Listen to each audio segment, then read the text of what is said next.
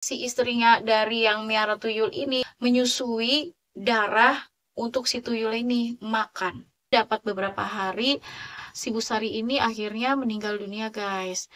Nah, halo guys, assalamualaikum warahmatullahi wabarakatuh. Balik lagi di channel YouTube gue, Dunia Maya dalam Misteri, dan bareng gue lagi, Maya Marisa. Oke guys, cerita gue kali ini itu enggak kalah menarik dengan cerita-cerita sebelumnya. Pesugihan tuyul. Mau tahu cerita selengkapnya seperti apa? Yuk simak dan tonton terus ceritanya.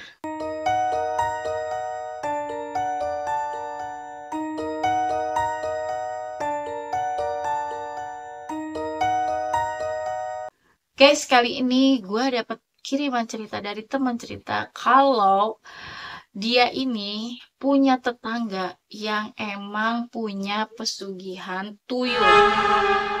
Kayaknya tuyul itu buat gue pesugihan yang emang udah zaman old banget. Dan emang kesel banget ya guys pada saat uang kita dicuri sama tuyul. Buat kalian nih yang uangnya udah pernah dicuri sama tuyul, boleh komen banget di bawah gimana ceritanya. Jadi guys, sebut aja namanya Henry. Henry ini punya tetangga. Katanya tetangganya ini itu boleh dikatakan ya rata-rata keuangannya itu menengah ke bawah guys.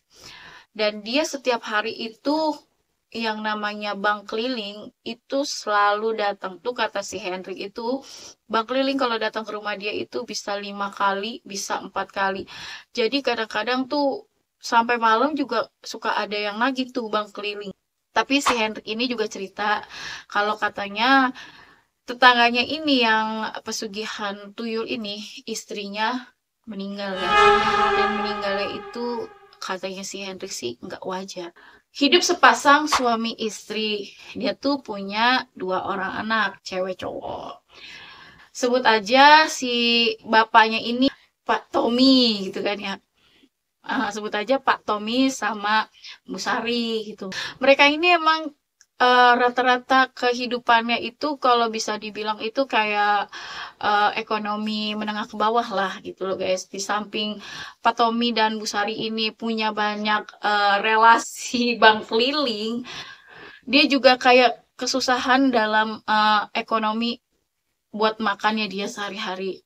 Bu Sari ini dikategorikan sebagai perempuan yang sehat lah, badannya subur, makmur, semok, demplon. Okay?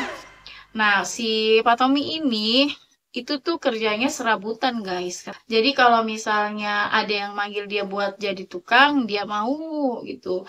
Terus kalau misalnya pun dia nggak jadi tukang, kadang dia juga dipanggil suka jadi kuli-kuli panggul di pasar sekitar. Dan anak dari Pak Tommy dan Bu Sari ini itu ada yang SD dan SMP. Gue nggak sebutin nama anaknya ya guys. Jadi yang pertama itu perempuan itu SMP, yang kedua itu SD cowok. Nah, singkat cerita, setiap hari keluarga Pak Tommy ini disambangi dan dikunjungi dengan banyak banget bank keliling. Bahkan bukan cuma bank keliling aja guys. Ada sebagian emang rentenir bahkan lintah darat itu datang ke rumah Pak Tommy buat marah-marah, buat menagih hutang secara brutal. Ada yang membawa sebagian dari harta bendanya Pak Tommy ini seperti contohnya TV, terus ada lagi yang bawa Magicom, ada lagi yang bawa kulkas, dan sebegitunya lah sampai katanya si Hendrik ini tuh kasihan gitu ngelihat keluarganya Pak Tommy tuh bener-bener direndahkan banget gitu loh guys. Dan bahkan warga setempat juga tidak mau ibaratnya kumpul bareng Pak Tommy dan Bu Sari ini. Jadi kayak Pak Tommy dan Bu Sari ini sebagai keluarga yang emang menyendiri gitu loh guys. Mungkin karena dia ini tahu kekurangan dia gitu masalah ekonomi. Sampai pada akhirnya si Hendrik ini melihat ada gelagat aneh yang dialami oleh Pak Tommy sendiri guys. Yang dimana Pak Tommy ini suka keluar malam dengan tangan posisi di belakang. Jadi kayak menggendong sesuatu gitu. Tapi entah kenapa setelah itu Pak Tommy tuh nggak lama pulang lagi ke rumah dan besok paginya istrinya tuh langsung kayak belanja, katanya itu belanja banyak tuh sampai semua bank kelilingnya itu dilunas-lunasin gitu. Jadi agak-agak meningkat nih. Nah, Henry tuh berpikir pada saat itu mungkin Pak Tommy lagi dapet job yang emang hasilnya lumayan gede gitu kan. Tapi kecurigaan dari si Henry ini itu lambat laun itu terbukti guys. Yang dimana si Bu Sari ini tiba-tiba tuh badannya semakin kurus guys gitu. Badannya tuh yang tadinya gemuk, semok, demplon tiba-tiba tuh jadi kurus gitu. Dan Bu Sari ini kayaknya kayak orang kekurangan darah. Jadi kayak apa sih, kayak di bawah mata itu hitam gitu, kayak mata panda gitu, kayak orang kurang darah lah ibarat katanya gitu. Nah, tapi sisi baiknya ini, keluarga Pak Tommy ini tidak mempunyai hutang lagi, guys. Baik di hutang rentenir lintah darat ataupun di bank keliling, sama sekali dia tuh tidak punya hutang. Dan bahkan si Hendrik ini bilang keluarga Pak Tommy ini sempat membeli perlengkapan rumah tangga lagi guys. Jadi dia langsung ganti sofa, terus udah gitu dia juga beli TV lagi. Pokoknya perabotan yang emang bagus banget itu dia beli, sampai rumahnya pun ibarat katanya bagus lagi lah, direnovasi katanya. Nah, Hendrik nih kayaknya model-modelnya nih kalau misalnya laki ini laki-laki lemes gitu ya guys. Soalnya dia tuh kayak suka ngegosip-gosip juga gitu, kayak laki-laki macem ya lemes lah gitu ya, laki-laki kayak modelan suka gibah-gibahin orang juga ini modelannya gitu kan. Nah, si Hendrik ini ngelihat tuh Bu Sari sama Pak Tommy kan uangnya banyak ya, tapi tuh beli bahan makanan tuh itu aja katanya. Jadi kalau misalnya beli lauk tuh cuman kangkung, ya udah kangkung aja gitu. Misalnya ikan, ya udah ikan aja. Jadi kayak kan punya uang banyak, bisa lah makan daging, makan steak tiap hari, wagyu A5 gitu kan, pakai nasi gitu, atau memang bisa makan di restoran yang enak. Nah, tapi ini tuh enggak gitu, keluarganya Pak Tommy itu sama Bu Sari ini benar-benar yang kayak orang tuh makannya tuh irit-irit banget, melebihi irit-irit anak kos guys.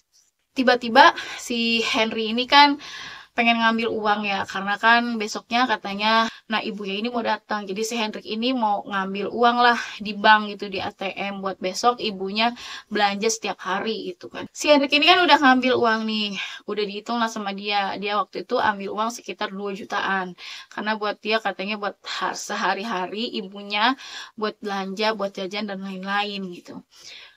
Pada saat Hendrik ambil uang, itu udah dihitung lagi tuh. Ya namanya mesin ATM masa ya bohong sih guys, ya kan. Kita pencet 2 juta ya keluarnya 2 juta. Nggak mungkin kita pencet 2 juta keluarnya 1,5 juta. Ya kan, korupsi itu namanya mesin ATM ya.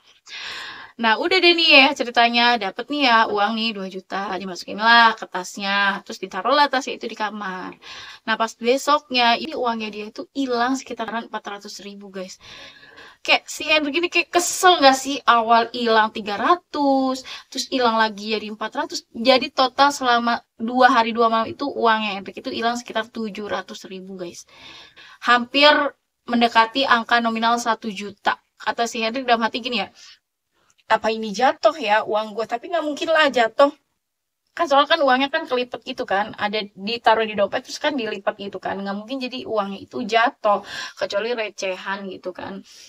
Ya udahlah akhirnya Henry tuh kayak udahlah males mikirin gitu kan ya, pulanglah nih ke rumah. Nah terus pas sampai rumah itu ibunya si Henry ini bilang ke si Henry kalau dia tuh ngasih, ibunya tuh kayak ngasih omongan begini, Mas, kamu kalau nyimpen uang hati-hati ya gitu. Kalau ngambil uang, nyimpen uang, diusahain uangnya itu dikaretin, kata ibunya nih. Ya entah itu mitos atau enggak, tapi ibunya Henry selalu seperti itu gitu. Nah, emang kenapa Bu? Kata si Henry kan. Kayaknya sih ada yang aneh di sekitaran tempat kamu tinggal ini. Kayak ada yang miara tuyul loh Mas. Soalnya biasanya orang yang rumahnya miara tuyul itu, mohon maaf nih ya guys, bau conge. Dan itu ibunya Henry bilang nggak pakai sensor lagi guys, langsung ngomong gitu. Tawa lah si Henry ya kan, jangan pun Henry gue aja ketawa gitu kan. Emang iya ya kalau misalnya miara tuyul rumahnya bocongnya gitu ya guys. Buat kalian nih emang tahu, coba komen-komen di bawah ya guys ya. Dan si Henry tuh kayak mikir lagi, apa iya, tapi kok ini emang uang gue tuh hilang sekitar 700.000 gitu loh. Nah, udahlah nih, nggak digubris, tapi tuh masih di pikiran si Henry aja tuh. Tiba-tiba malam itu sekitar jam 10-an, si Pak Tommy ini ngetok rumahnya si Henry. Dia minta tolong untuk Mas Henry ini, si Henry ini maksudnya, nganterin istrinya Pak Tommy ini ke rumah sakit. Karena Pak Tommy ini kan punya mobil tapi nggak bisa bawa mobil, guys. Jadi dia tuh kalau misal mau kemana-mana pakai mobil, itu tuh dia minta atau cari supir cabutan gitu. Ini agak-agak lain emang gitu ya, nggak bisa naik mobil tetapi punya mobil gitu di garasinya. Udah berhubung Henrik ini bisa mengendarai mobil dan berhubung yang minta tolong juga tetangganya, ya udahlah, ditolonglah, dibawalah ke rumah sakit terdekat ceritanya nih. Dan sampai rumah sakit itu, jadi kan si istrinya ini kan kayak tiap hari tuh makin pucat gitu loh. Kata si Hendrik juga ngelihat istrinya tuh kayak zombie, guys, yang emang benar-benar tuh badannya tuh udah kurus kayak orang sakit TBC tapi bukan gitu, pokoknya kurus banget gitu kan. Sampai tuh matanya tuh celong banget, katanya serem banget ngeliatnya. Yang tadinya dilihat Bu Sari itu seger buger semok demplon, tiba-tiba ngeliat tuh bener-bener mukanya tuh aneh gitu loh. Yang dilihat tuh kayak pucat pasi gitu, guys, kayak pokoknya serem banget deh. Bu Sari ini bener-bener tuh serem, katanya si Hendrik gitu. Dan pasti bawa ke rumah sakit, pasti periksa sama dokter. Kata dokter, ini tuh sehat-sehat aja, ibu tuh gak kenapa-napa gitu kan.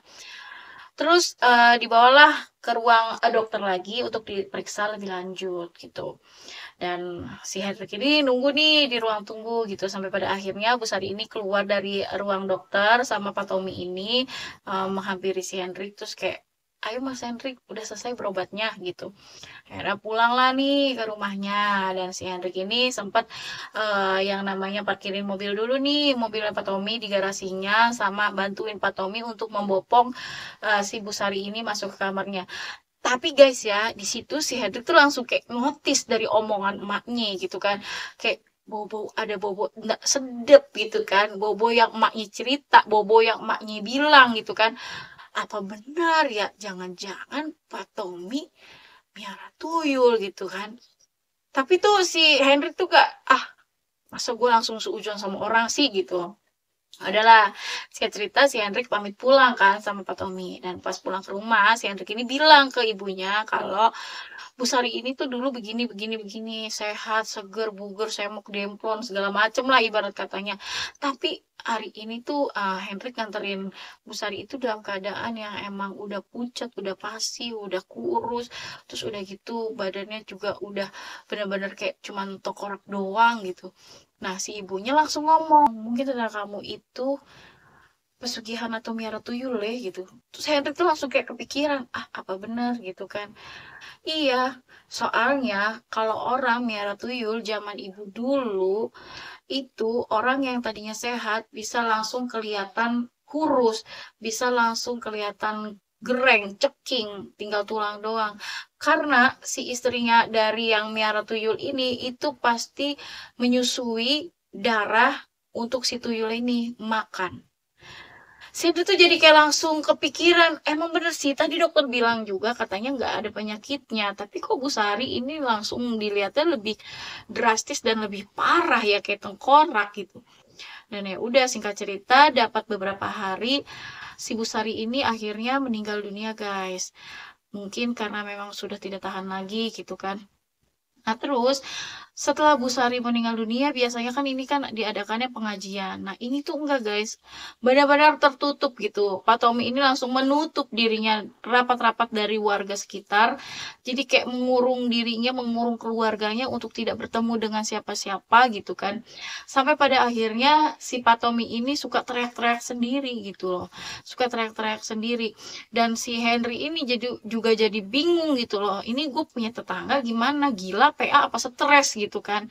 Nah, akhirnya si Hendrik ini laporlah ke ketua RT, dan ketua RT akhirnya datanglah ke rumahnya si Pak Tommy ini. Dan anaknya Pak Tommy ini juga kurus-kurus banget, guys. Jadi kayak nggak keurusan, kayak gitu, dekil-dekil. Dan rumahnya Pak Henry sendiri ini bau banget, sama bau yang diceritain sama emaknya si Henry ini, guys. Bener-bener bau banget. Dan didapati klinik-klinik macam kayak buat sesembahan gitu. Ada dupa, ada kembang, dan ada kayak apa ya, jenisnya tuh kayak patung tapi kecil gitu menyerupai anak-anak. Dan itu tuh bener guys, ternyata kata Pak Ustadz dan kata RT tempat kalau Pak Tommy ini itu miara pesugihan tuyul guys. Ih, serem banget ya guys, tuh kan, bener kan? Tuyul itu nggak buat kalian kaya guys, yang ada kalian sengsara. Emang utang kalian mungkin bisa aja lunas, itu bagus nilai plusnya, utangnya lunas. Tapi tidak menutup untuk hidup kalian itu menjadi lebih enak, menjadi lebih bahagia. Yang ada kalian itu malah sengsara sampai ajal menjemput. Ih, sama guys. Oke guys, untuk cerita kali ini gue rasa cukup sampai di sini dan tunggu gue lagi untuk cerita-cerita berikutnya. Oh ya guys, buat kalian nih yang punya cerita pengalaman horor, boleh banget langsung aja DM ke Instagram Maya Marisa itu aja udah, atau boleh banget kirim cerita kalian ke nomor WhatsApp yang memang nanti gue tulis di kolom deskripsi. Gue Maya Marisa pamit undur diri dan assalamualaikum warahmatullahi wabarakatuh. Bye bye.